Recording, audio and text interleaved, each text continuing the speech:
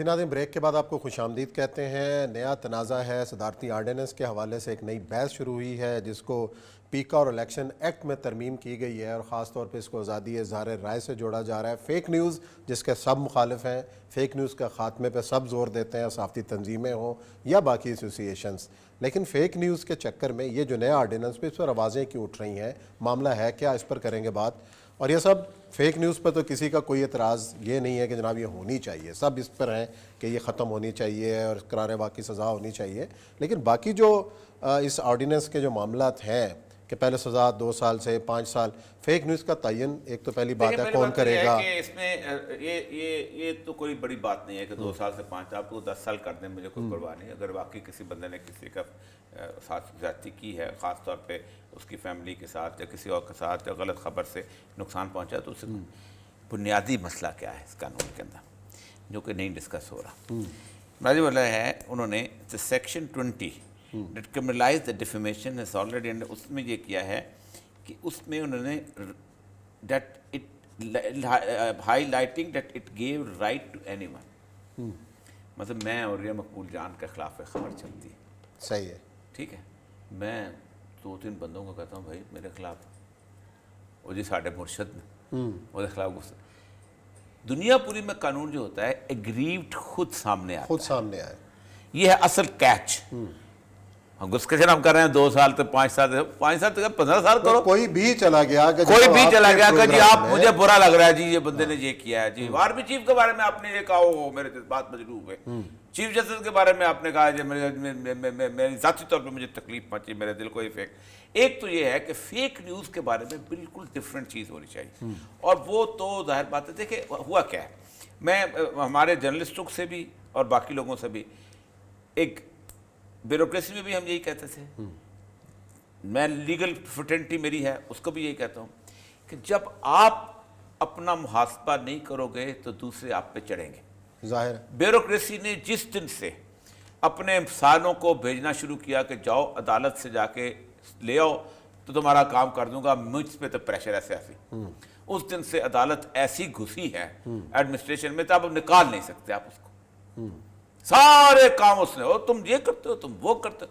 نئی جورسڈکشن تب بھی گھسی ہے، کیونکہ ظاہر بات ہے عدالت کو ایک فری ہینڈ ملا ہوا ہے، اس کے سو موٹو جورسڈکشن میں گھس گئی، پروموشنوں میں گھس گئی، ہر چیز میں گھس گئی۔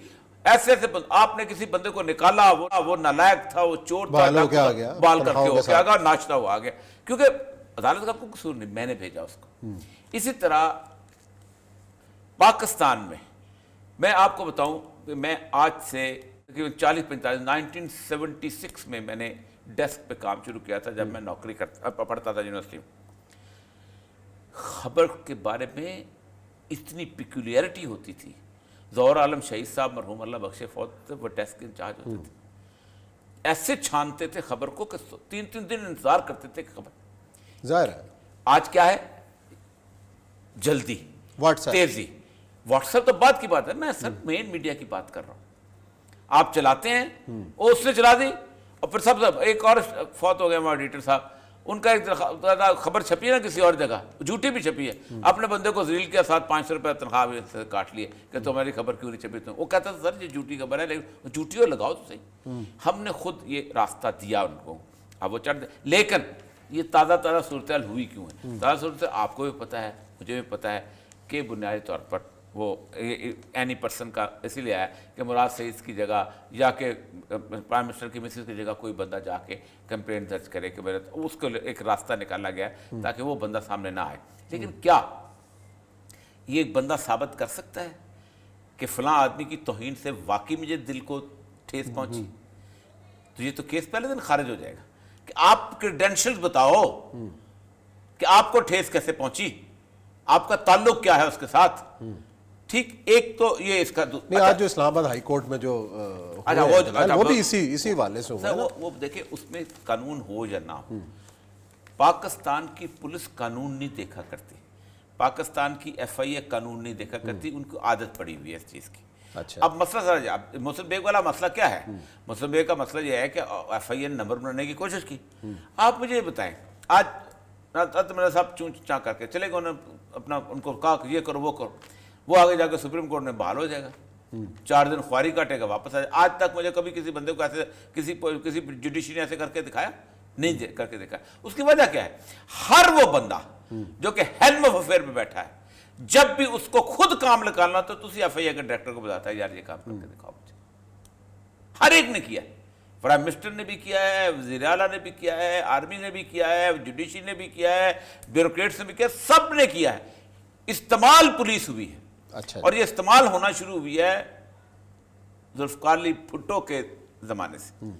जब पहले आपको पता है कि दलाई कैंप जब बना था तो कैसे लोगों को उठा के लेके गए, और कोई ये नहीं बताता कि उस दौर के अंदर, आज तो हमारे हीरो हैं ना सारे, हुसैन नकी कम्युनिस्ट जेल में, मुजीबर रहमान शामी मुसलमान इस्लाम पसंद जेल में, अल्ताफ हसन कुरैशी जेल में, अपना जिसारत वाले सलाउद्दीन साहब जेल में, पंजाब पंच वाला वो जो था एडिटर, क्या नाम था, मंजूर कादर कम्युनिस्ट, वो जेल में।